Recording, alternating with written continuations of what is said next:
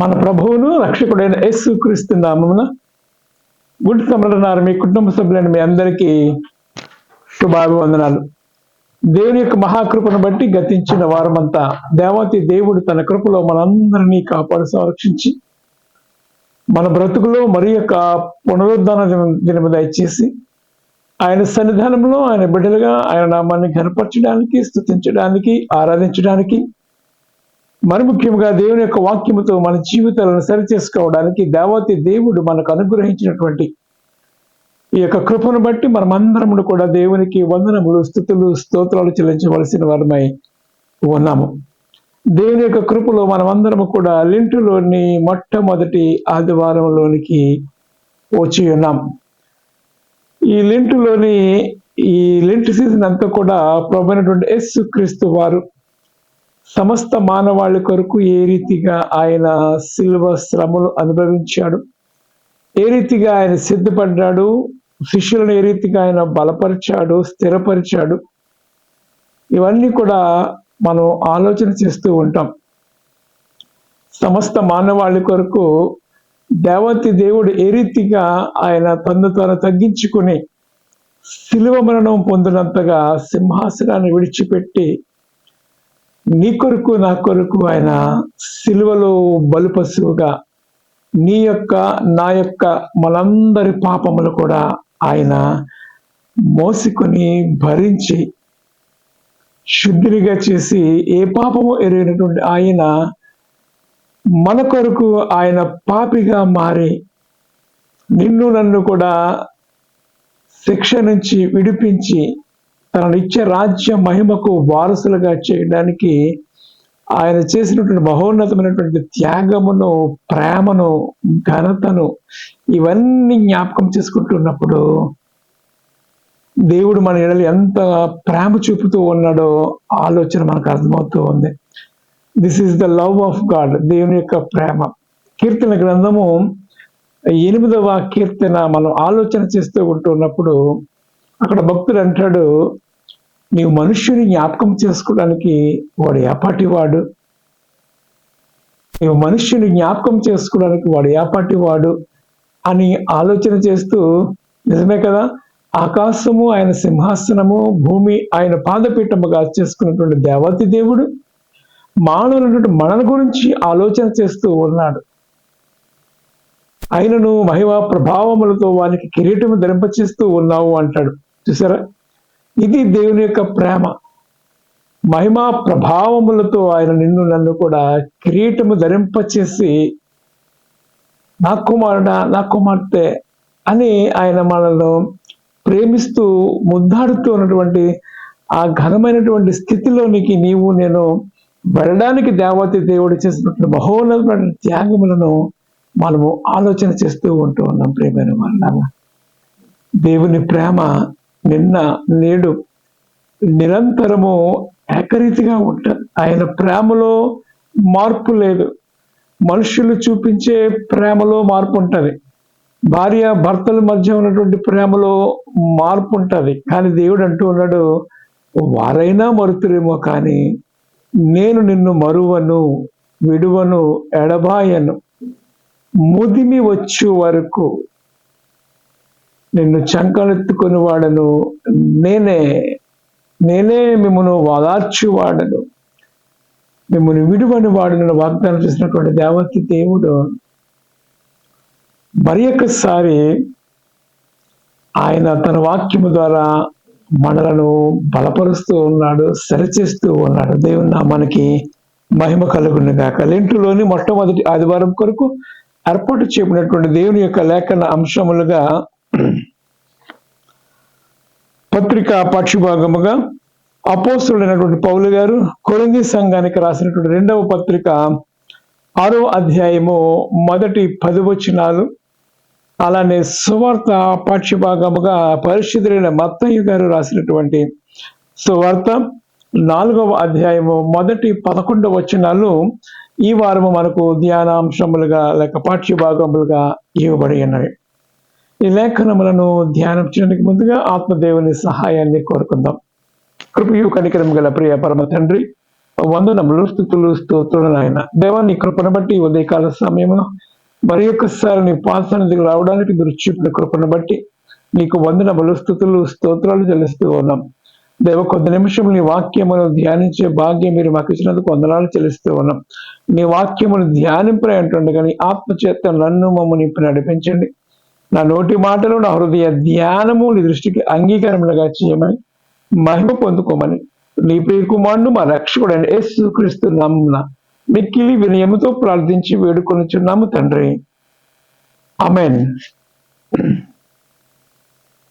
ఈ లెంటులోని ఈ 2 పాఠాలు మొట్టమొదటి ఆదివారం కొరకు ఏర్పాటు చేయబడినటువంటి 2 లెసన్స్ కూడా మనం ఆలోచన చేస్తూ ఉంటున్నప్పుడు, మరి ముఖ్యముగా పరిశుద్ధులైనటువంటి మత్తయి గారు రాసినటువంటి సువార్త 4వ అధ్యాయము మనం ఆలోచన చేస్తూ ఉన్నప్పుడు మొదటి 11 వచనాలు, పరిశుద్ధులైనటువంటి మత్తయి గారు రాసినటువంటి సువార్త 4వ అధ్యాయం మొదటి 11 వచనాలు మనం ఆలోచన చేస్తూ ఉన్నప్పుడు,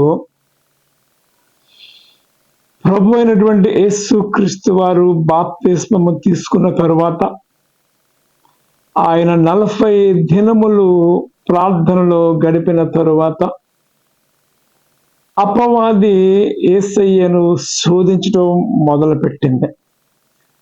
ఈ అపవాది యేసయ్యను శోధించడం మొదలుపెట్టినప్పుడు యేసుక్రీస్తు వారు ఆ శోధనకు లోనైపోయాడా, లేక ఆ శోధన జయించాడా, ఏ రీతిగా ఎదుర్కొన్నాడు అని మనం ఆలోచన చేస్తూ ఉన్నప్పుడు, అతడు శోధనను జయించిన వాడుగా చూస్తూ ఉన్నాం. అపవాది తంత్రములను ఎదిరించి లయపరిచిన వాడుగా మనం చూస్తూ ఉన్నాం. సాతాను వెలుగుదూత వలె ఉంటున్నటువంటి ఆ వెలుగుదూత సాతాను యొక్క తంత్రములను అతడు ఎదిరించి జయించేవాడిగా, జయించిన వ్యక్తిగా మనము ప్రభు అయినటువంటి యేసుక్రీస్తును మనము చూస్తూ ఉన్నాం. ఆయన జయించాడు, సాతానును ఎదిరించాడు. అందుకే ప్రకటన గ్రంథంలో మనము ఆలోచన చేస్తూ ఉన్నప్పుడు జయించువాణిని అనేటువంటి మాటలు చూస్తూ ఉన్నాం. ఈ 7 సంఘాలకు ఆయన లేక రాస్తున్నటువంటి ఆ మాటను జ్ఞాపకం చేస్తూ ఉంటున్నప్పుడు, 7 సంఘాలను ఆయన హెచ్చరిక చేస్తూ ఉంటున్నప్పుడు జయించువాణిని పరలోక రాజ్యములో మూలస్తంభంలో నేను చేయబోతూ ఉన్నాను, జీవఫలములు హక్కుదారుగా చేస్తూ ఉంటాను, జయించువాడు నాతో పాటు ఉంటాడు అనేటువంటి మాటను చూస్తూ ఉన్నాం. నిజమే, ఆయన జయించాడు. ఆయన ఎలా జయించాడు అంటే, ఆత్మ ఖడ్గము, వాక్యం అనే ఖడ్గము ద్వారా అపవాదిని ఆయన ఎదుర్కొన్నటువంటి మాటలు మనం చూస్తూ ఉన్నాం. మీరు అనుకోవచ్చు, సాక్షాత్తు దేవాతి దేవుడైనటువంటి యేసుక్రీస్తుకే శోధన వస్తే ఆయన జయించగలిగాడు, ఆఫ్టర్ మనమే అంతా అనేటువంటి ఆలోచనకు మనం వస్తూ ఉంటాం. కానీ మనం ఆలోచన చేస్తూ ఉన్నప్పుడు ఇలా ఆలోచన చేస్తామనేమో, ఒకవేళ పౌలు భక్తులు గారు హెబ్రీ సంఘానికి లేఖ రాస్తూ ఆ 12వ అధ్యాయంలో అంటాడు కదా, విశ్వాసమునకు కర్తయు దానిని కొనసాగించువాడు అయినటువంటి యేసుక్రీస్తు వైపు చూస్తూ అనేటువంటి మాటను జ్ఞాపకం చేస్తూ ఉంటాడు. ఎందుకు ఆయన వైపు చూడాలి అంటే, ఆయన జయించాడు. ఆయన మనవలే ఈ లోకములో ఉన్నాడు, మనుష్య రీతిగా 33.5 సంవత్సరాలు జీవించాడు. కానీ ఎక్కడ కూడా ఆయన పాపము చేయలేదు, పరిశుద్ధుడిగా ఉన్నాడు, నీతిమంతుడిగా ఉన్నాడు. నీతిమంతుని యొక్క రక్తములో నీ యొక్క నా యొక్క పాపములు కడుక్కుని శుద్ధిగా అవడానికి దేవుడే ఆయన ప్రతి విషయంలోనూ కూడా ఆయన మనకు మాదిరి ఉంచాడు. దేవుని నామమునకు మహిమ కలుగును గాక. పౌలు భక్తుడు పేతురు గారు భక్తి కోటికి రాసినటువంటి ఆ లేఖలు అంటాడు, మనము తన అడుగు జాడల యందు నడువవలనని ఆయన మనకు మాదిరి ఉంచి పోయెను. దేవుని నామానికి మహిమ. ఆయన మాదిరి ఉంచి వెళ్ళాడు. ప్రతి విషయంలోనూ కూడా మనము ఎవరి వైపు చూడాలంటే యేసు వైపే చూడాలి. ఆయన అపవాదిని జయించాడు, సాతాను ముళ్ళును విరిచాడు, పునరుద్ధరణే తిరిగి లేచాడు. ఆయన ఉన్న స్థలములో నీవు నేను కూడా ఉండులాగా ఆయన మనకు మార్గము సరళము చేశాడు, రక్తమును కార్చాడు. ఇవన్నీ ఆలోచన చేస్తూ ఉంటున్నప్పుడు ఆయనే మనకు సరిపోయిన వాడు. పౌలు అంటుంటాడు కదా, ఇటు ప్రధాన యాజకుడు మనకు సరిపోయినటువంటి వాడు, ఈయన సరిపోయినటువంటి వాడు అన్ని విధాల. ఈజ్ ఎనఫ్, ఆయన మనకు చాలిన దేవుడు.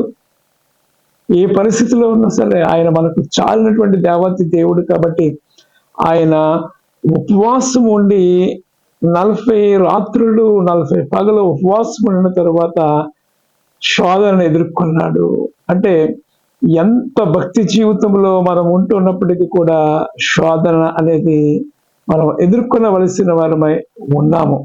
అయితే యేసు దేవుని యొక్క లేఖనములో శోధన జయించువాడు ధన్యుడు అనేటువంటి మాటను చూస్తూ ఉంటూ ఉన్నాం. శోధనను జయించువాడు ధన్యుడు. ఎలా జయించాలి అని మనం ఆలోచన చేస్తూ ఉంటూ ఉన్నప్పుడు ఈ మత్తయి సువార్త మనకి ఇవ్వబడినటువంటి అంశము 4వ అధ్యాయము మొదటి 11 వచనాలు మనం ఆలోచన చేస్తూ ఉంటున్నప్పుడు, అప్పుడు యేసు అపవాది చేత శోధింపబడుటకు ఆత్మ వలన అరణ్యమునకు కొనుపోబడను. ఆత్మ వలన అరణ్యమునకు కొనుపోబడను అంటే తను తానే ఆయన ప్రిపేర్ అవుతూ ఉన్నాడు. ఏ రీతిగా ఈ లోకములో జయించువాడుగా ఉండాలి. మానవ శరీరాకారముగా ఉన్నాడు, ఆత్మచేత శోధింపబడ్డాడు అనేటువంటి మాట. ఆత్మ వలన అరణ్యములోనికి కొనుపోబడ్డాడు. 40 దినములు 40 రాత్రులు ఉపవాసము ఉండిన పిమ్మట ఆయన ఆకలి కొనగా, ఎవరికైనా ఆకలిస్తూ ఉంటారు కదా 40 దినాల తరువాత. ఆ ఉపవాసం తర్వాత ఆ శోధకుడు లేక అపవాది ఆయన యొద్దకు వచ్చి, నీవు దేవుని కుమారుడు అయితే వెంటనే ప్రారంభించేశాడు. ఎప్పుడైతే బాప్తిసం తీసుకుని దేవుని కొరకు జీవించడం ప్రారంభించాడో, దేవుని బిడ్డగా ప్రార్థనలో ఎదుగుతూ ఉన్నాడు. యేసయ్య ప్రార్థన ముగించిన వెంటనే మొట్టమొదటి అటాక్ అపవాది చేస్తూ ఉన్నటువంటి సందర్భాన్ని మనం ఆలోచన చేస్తూ, నువ్వు దేవుని కుమారుడు అయితే రెచ్చగొడుతూ ఉంది. నిజంగా నువ్వు దేవుని కుమారుడే కదా, నువ్వు దేవుని కుమారుడు అయితే ఈ రాళ్లను రొట్టెలగునట్లు ఆజ్ఞాపించు. వెంటనే టెస్టింగ్ పెట్టేసింది. కానీ దేవుడు ఎక్కడా టెంప్ట్ అవ్వలేదు. అవును నేను దేవుని కుమారుడే కదా అని వెంటనే అది చెప్పినట్టు చేసేసి దానికి లోబడిపోయినట్టు అయిపోయాడు. కానీ వెంటనే దేవాతి దేవుడు ఆత్మచేత నింపబడిన వాడై, ఈ 40 దినములు ప్రార్థనలో గడిపిన వాడై, ఆత్మ అభిషేకముతో ఆత్మచేత నింపబడిన వాడిగా ఉన్నటువంటి విషయాన్ని మనం జ్ఞాపకం చేసుకుంటే, మనుష్యుడు రొట్టె వలన మాత్రము కాదు కానీ దేవుని నోటి నుండి పొచ్చు ప్రతి మాట వలన జీవించును అని రాయబడి ఉన్నది అనేటువంటి మాటను జ్ఞాపకం చేస్తాడు. ఏం జ్ఞాపకం చేస్తాడు? లేఖనమును జ్ఞాపకం చేస్తాడు. దేవుని నామమునకు మహిమ కలుగును గాక. మనుష్యుడు రొట్టె వలన కాదు కానీ ఎలా అంటే దేవుని యొక్క మాట వలన అతడు జీవిస్తూ ఉంటాడు అనేటువంటి మాట రాయబడి ఉన్నది. దేవుని నోట నుండి వచ్చి ప్రతి మాట వలన జీవించును మనుష్యుడు. దేవుని మీద ఆధారపడి మనం ఉంటూ ఉన్నప్పుడు దేవుడే మనకు రెవల్యూషన్ ఇచ్చేస్తూ ఉంటాడు. మనం ఏం చేయాలి, ఎలా జవాబు చెప్పాలి.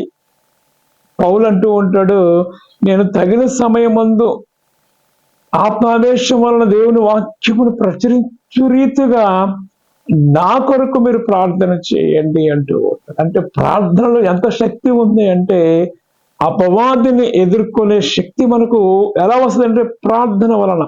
ఎప్పుడైతే నువ్వు దేవునితో సహవాసం చేస్తూ ఉంటావో, నీవు దేవుని యొక్క ఆత్మ అనే వాక్యం అనే ఖడ్గమును పట్టుకున్నప్పుడు అపవాది తంత్రము లయపరచడానికి నీవు శక్తి గలవారం అవుతూ ఉంటావు. పౌలు అంటూ ఉంటాడు, మా యుద్ధోపకరణములు అనేటువంటి మాటను ఈ లోక సంబంధమైనవి కావు కానీ దేవుని ఎదుట దుర్గములను పడగొట్టే శక్తి గలవై ఉన్నవి. ఎవరైనా దేవుని ఎదుటనే దుర్గములను పడగొట్టగల శక్తివై ఉన్నవి అనేటువంటి మాటను జ్ఞాపకం చేస్తూ ఉంటాడు. ఇంకా ఆలోచన చేస్తూ ఉన్నప్పుడు సర్వాంగ కవచములు ధరించుకున్నటువంటి మాటను చూస్తూ ఉంటాం. అపవాదిని మనం ఎదిరించాలి అంటే ఈ సర్వాంగ కవచములు కలిగి ఉండాలి. సర్వాంగ కవచములు మనం కలిగి ఉండాలి అనేటువంటి మాట మనము గత కొన్ని వారముల క్రితము ఈ మాటను మనం ధ్యానం చేసాం. ఎఫ్ఎస్సి పత్రికలో మనం ఆలోచన చేస్తూ ఉంటాం. ఇక్కడ అంటున్నటువంటి మాట ఏంటంటే, అపవాది అంతటా ఆ పరిశుద్ధ పట్టణములకు ఆయన తీసుకుని పోయి, ఇది అసలు ఎక్కడ రాయబడి ఉన్నది అని మనం ఆలోచన చేస్తూ ఉంటున్నాడు. ద్వితీయోపదేశ కాండము 8వ అధ్యాయము 3వ వచనములో ఈ మాటను చూస్తూ ఉంటూ ఉన్నాం. ద్వితీయోపదేశ కాండ గ్రంథము 8వ అధ్యాయము 3వ వచనము మనం ఆలోచన చేస్తూ ఉంటూ ఉన్నప్పుడు ఇక్కడ చూస్తూ ఆహారం వలనే కాక యెహోవా సెలవిచ్చిన మాట వలన నరులు బ్రతుకుదురని నీకు తెలియచేయటకు ఆయన నిన్ను అణచి నీకు ఆకలి కలుగజేసి నీవే గాని నీ పితరులే గాని ఎన్నడూ ఎరగని మన్నాతో ఆయన నిన్ను తృప్తిపరచును. ఆయన ఎలాగైనా మన ఆకలిని ఆయన తీర్చగల దేవుడు. కాబట్టి ఇక్కడ అంటున్నటువంటి మాట ఏంటంటే, ఆహారం వలన కాక యెహోవా సెలవిచ్చిన ప్రతి మాట వలన నరులు బ్రతుకుతారు. దేవుని నామమునకు మహిమ. ఈ వాక్యమును అక్కడ అపవాదికి ఆయన తెలియచేసిన లేఖనములో రాయబడి ఉన్నది అనేటువంటి మాటను జ్ఞాపకం చేస్తాడు. ఇశ్రాయేలు చరిత్ర మనందరికీ తెలుసు. వారు ఏ రీతిగా ఆయన కనానులో ఐగుప్తు దేశము నుండి ఈ పాలుతేను ప్రవహించి సమృద్ధి గల దేశంలోనికి వారు వస్తూ ఉంటూ ఉన్నప్పుడు ఎన్నో ఇరుకులు, ఇబ్బందులు, ఆటుపోట్లు, దేవుని యొక్క ఆశ్చర్య కార్యములు వారు చూసిన వారై ఉన్నారు. కాబట్టి ఆ వాక్యాన్ని ఇక్కడ దేవుడు అపవాదికి జ్ఞాపకం చేస్తూ ఉన్నాడు. దేవుని నామమునకు మహిమ కలుగునగాక. ఫస్ట్ అటాక్ లోనే ఆయన జయము పొందాడు. ఇంకా ఏమంటున్నాడు, అంతటా అపవాది పరిశుద్ధ పట్టణములకు తీసుకుని పోయి దేవాలయ శిఖరము ఆయన నిలవబెట్టి, మళ్ళా నీవు దేవుని కుమారుడు అయితే ఇంకా రెచ్చగొడుతూనే ఉంది. మనకు కూడా ఆవేశం వచ్చేస్తూ ఉంటుంది కదా. కానీ సమయస్ఫూర్తి కలిగి దేవుడు చక్కని బదులిచ్చాడు, ప్రత్యుత్తరం ఇచ్చాడు. అంటున్నటువంటి ఆయన నిన్ను గూర్చి తన దూతలను ఆజ్ఞాపించును, నీ పాదం ఎప్పుడైనను రాతికి తగలకుండా వారు నేను చేతులతో ఎద్దుకుందురు అని రాయబడి ఉన్నదని ఆయనతో చెప్పాను. ఎవరు చెప్పారు ఈ మాట? ఆలోచన చేయండి. మనం ఆలోచన చేసి అపవాది వెలుగుదూత వేషం వేసుకున్నది అనేటువంటి మాటను జ్ఞాపకం చేసుకున్నాం కదా. ఇక్కడ యేసయ్యకే వాక్యం చెప్పేస్తుంది. ఒక అపవాది కూడా మరి ఎక్కడి నుంచి వచ్చింది? దేవుని సన్నిధిలో దేవుని కంటే గొప్పగా ఎదిగిపోవాలని ఆలోచనగా అక్కడి నుంచి గింటి వేయబడింది. అంటే దేవుని వాక్యం అపవాదికి మనకంటే బాగా తెలుసు. అందుకే మనము కూడా వాక్యం అనే ఖడ్గాన్ని మనం కలిగి ఉండకపోతే అపవాది పెట్టుచున్నటువంటి తంత్రములను మనం ఎదుర్కొనలేని వారుగా ఉంటాము. కాబట్టి అపవాది పెట్టుచున్నటువంటి ఆ తంత్రములు, అయోపాయములన్నీ కూడా, కుయుక్తులన్నీ కూడా మనం జయించాలి అంటే వాక్యం అనే పరిశుద్ధ ఖడ్గమును మనం కలిగి ఉండాలి. యేసయ్యకే చెప్తుంది 90వ కీర్తన జ్ఞాపకం చేసుకుంటుంది. 91వ కీర్తనలో నీ పాదం ఎప్పుడైనా ఆదికి తగలకుండా వారు నేను చేతులతో ఎత్తి పట్టుకొందరు. మనందరికీ పరిచితమైనటువంటి కీర్తన. అతను నన్ను ప్రేమిస్తూ ఉన్నాడు కనుక నేను తప్పించి, ఇవన్నీ జ్ఞాపకం చేసుకుంటే ఆ వాక్యాన్ని జ్ఞాపకం చేస్తూ ఉంది. అప్పుడు యేసయ్య అంటున్నాడు, ప్రభు అయినటువంటి నీ దేవుని శోధింపవలదని ఎరుగక మరి యొక్క చోట వ్రాయబడినదని ఆయనతో చెప్పాను. ఇక్కడ జ్ఞాపకం చేస్తూ ఉన్నాడు. ఏమిటి? ప్రభు అయినటువంటి దేవుని శోధింపవలదని మరి యొక్క చోట రాయబడి ఉన్నది అనేటువంటి మాటను చూస్తూ ఉంటున్నాం. ద్వితీయోపదేశ కాండం 6వ అధ్యాయము 13వ వచనాల్లో ఈ మాటలు మనం చూస్తూ ఉంటూ ఉన్నాం. శోధింపకూడదు, దేవుని శోధింపకూడదు, దేవుని విసిగించకూడదు అనేటువంటి మాటని జ్ఞాపకం చేస్తూ ఉన్నాడు. ఆ వాక్యాన్ని కూడా జ్ఞాపకం చేస్తూ ఉన్నాడు. మూడవదిగా మనం ఆలోచన చేస్తూ ఉంటూ ఉన్నప్పుడు మరణాపవాది మిగులు ఎత్తైన ఒక కొండ మీదకి ఆయనను తీసుకుని పోయి ఈ లోక రాజ్యములన్నింటినీ వాటి మహిమను ఆయనకు చూపి, అలా సృష్టికర్తే ఆయన పేరు చూపించడం ఏంటి అంటే మనుషుడిగా ఉన్నాడు కదా. సాతానుకు తెలుసు ఈయన లోక పాపములను మోసుకొని పోవు దేవుని గొర్రె పిల్లగా ఈ లోకానికి వచ్చాడనేటువంటి విషయము ఎరిగి ఉండి ఎలాగైనా సరే యేసయ్యను లొంగ తీసుకోవాలనేటువంటి ఆలోచనలో ఉన్నది. అపవాది తంత్రములను ఎదుర్కోవడానికి లేక లయపరచడానికి ఆయన లోకంలోకి వచ్చాడు. దేవుని నామానికి మహిమ కలుగును కాక. అప్పుడు అంటున్నాడు, నీవు సాగిలపడి నమస్కారము చేసిన వీటన్నిటినీ నీకిచ్చిదని చెప్పగా యేసు వానితో, సాతానా పొమ్ము, ప్రభువు అయినటువంటి నీ దేవునికి మొక్కి ఆయనను మాత్రము సేవింపబడిన రాయబడినటువంటి మాట ఉన్నదని జ్ఞాపకం. ఈ మూడు కూడా ఆ లేఖనములను ఎత్తిపట్టి ఫైట్ చేశాడు. దేవుని నామానికి మహిమ కలుగును. పరిశుద్ధ దేవుని యొక్క వాక్యములను ఎత్తిపట్టి అపవాదిని జయించిన వ్యక్తిగా మనం చూస్తూ ఉంటూ ఉన్నాం. నీవు నేను కూడా ఇంకా ఎంత జ్ఞానము కలిగి, దేవుని యందు భయభక్తులు కలిగి అపవాది తంత్రములను ఎదిరించేవారుగా ఎలా ఉండాలో జ్ఞాపకం చేసుకోండి, ఆలోచన చేయండి. వాక్యం అనే ఖడ్గమును మనం చేత పట్టుకుంటున్నప్పుడు అపవాది తంత్రములను లయపరిచేవారుగా మనం ఉంటాం. ప్రియమైన వాళ్ళ యేసయ్య జయించాడు, శోధన జయించాడు. అపవాది పెట్టుకున్నటువంటి అన్ని తంత్రములను కూడా ఆయన జయించి గెట్అవుట్. నీ దేవుడిని యెహోవాను సేవించాలని నీకు తెలియదా? ఆయనను మాత్రమే సేవించాలని తెలియదా? నీ పాదాలు పట్టుకోమంటావేంటి? గెట్అవుట్ సాతానా, ఇక్కడి నుంచి వెళ్ళిపో అని ఎదిరించినటువంటి వ్యక్తిగా మనము చూస్తూ ఉంటూ, ఇంత గొప్ప దేవుడు మన దేవుడు అపవాదిని లయపరిచినవాడు, అపవాది తంత్రములను ఎరిగినటువంటి వాడిగా మనం చూస్తూ ఉంటాం. ఆయన శోధన జయించేవాడిగా మనం చూస్తూ ఉంటున్నాం. ప్రియమైన వాళ్ళ, ఈ లోకములో మనము కూడా సాతానును ఎదిరించేవారుగా ఉండాలి అంటే మనము దేవుని యొక్క రక్తములో కడగబడిన వారుగా మాత్రమే కాదు, కానీ వాక్యం అనే ఖడ్గమును ఎత్తిపట్టుకుని మనము ఉండాలనేటువంటి మాటను జ్ఞాపకం చేస్తున్నాడు. పౌలు కొలస్సీ సంఘానికి లేఖ రాస్తూ 3వ అధ్యాయంలో అంటూ ఉంటాడు కదా, మీరు క్రీస్తుతో లేపబడిన వారైతే పైన వాటినే వెదుకుడి.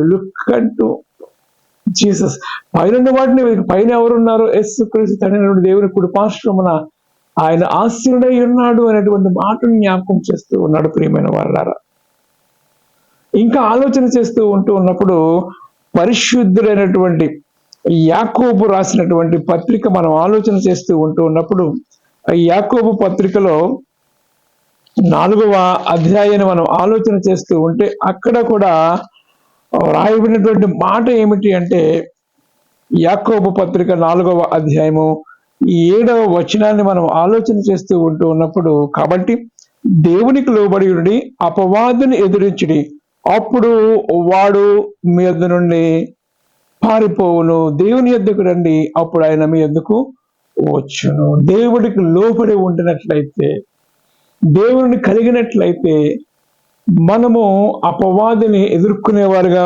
ఉండడానికి అవకాశం ఉంది. దేవునికి లోబడి ఉండి అపవాదిని ఎదిరించాలి అంటే నువ్వు దేవుని కలిగి ఉండాలి. నీవు దేవుని కలిగి ఉండకుండా అపవాదిని ఎదిరించలేవు, ఇక మీరు ఎదిరించలేరు. కాబట్టి వాక్యం అనే ఖడ్గమును మీరు చేత పట్టుకుని ఉండాలి అనేటువంటి మాటను జ్ఞాపకం చేస్తున్నాడు. ఎఫెసీ పత్రిక మనం ఆలోచన చేస్తూ ఉంటూ ఉన్నప్పుడు ఎఫెసీ పత్రికలో ఇవే మనం చూస్తూ ఉంటూ ఉన్నాం.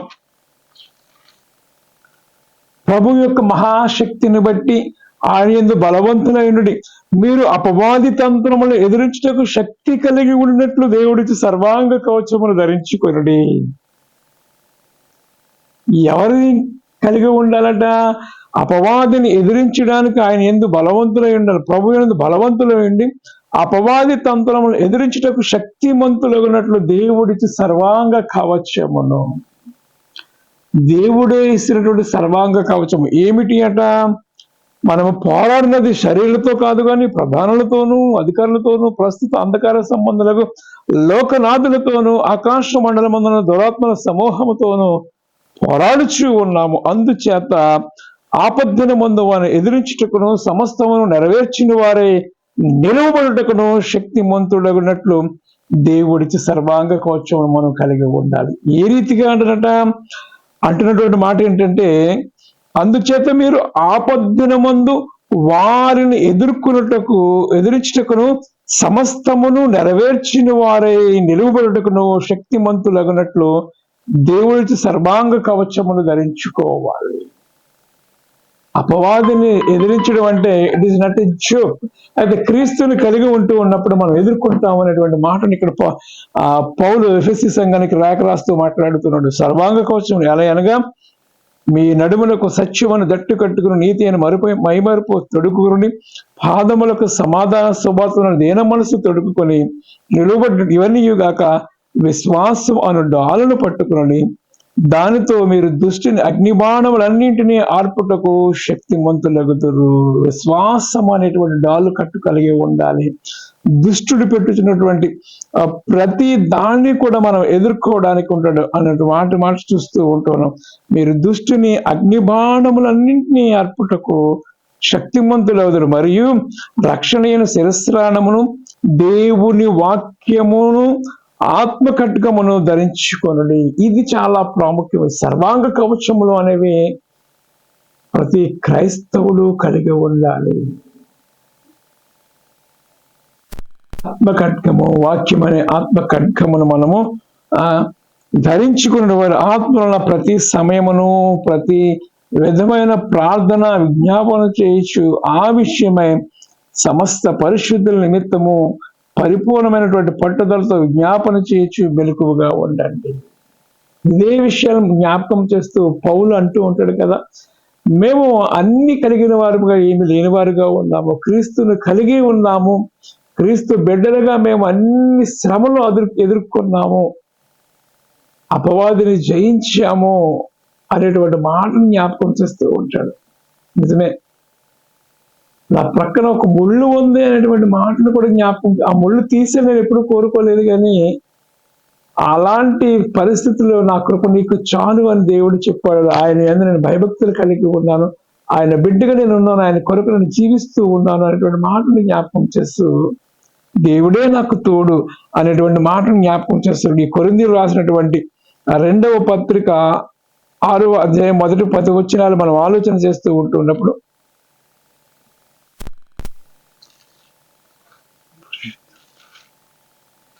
కొరింథీయులకు రాసినటువంటి పత్రిక 2వ పత్రిక 6వ అధ్యాయము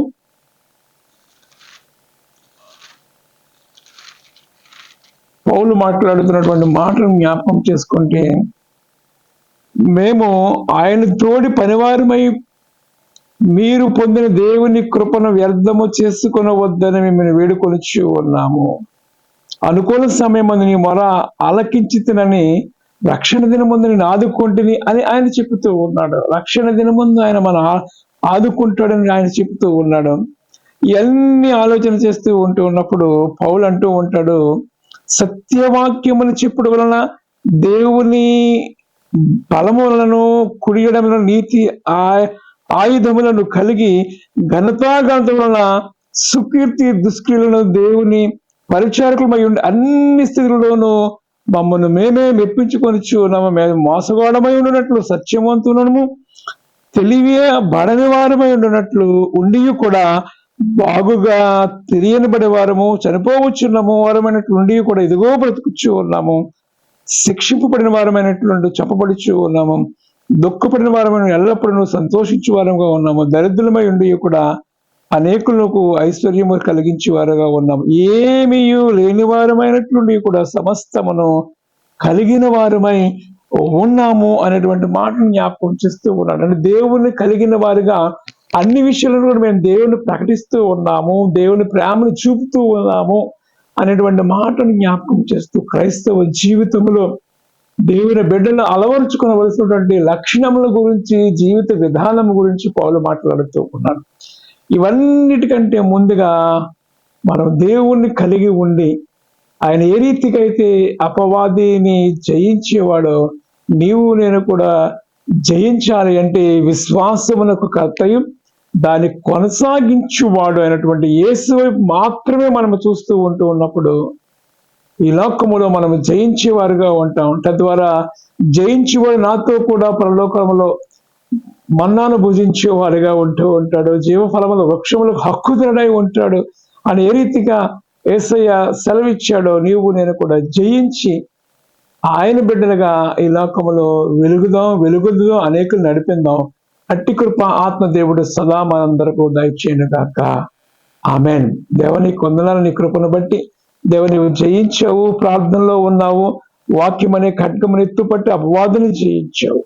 మేమును కూడా అలానే దేవా అపవాదుని ఎదిరించుటకు సర్వాంగ కవచం మేము కలిగి ఉండి నీ బిడ్డలుగా ఈ లోకంలో మేము ముందుకు సాగుటకు నీ కృప అనుగ్రహించమని, మహిమ పొందుకోమని ప్రియకుమారుడు రక్షకుడైన యేసుక్రీస్తు నామమున ప్రార్థిస్తూ ఉన్నాం. అలాగే దేవా బిడ్డలు అనేక మంది ఎగ్జామ్స్ రాస్తూ ఉన్నారు. బిడ్డలందరినీ దీవించి ఆశీర్వదించమని యేసునామమున అడుగుచున్నాము తండ్రి, ఆమేన్.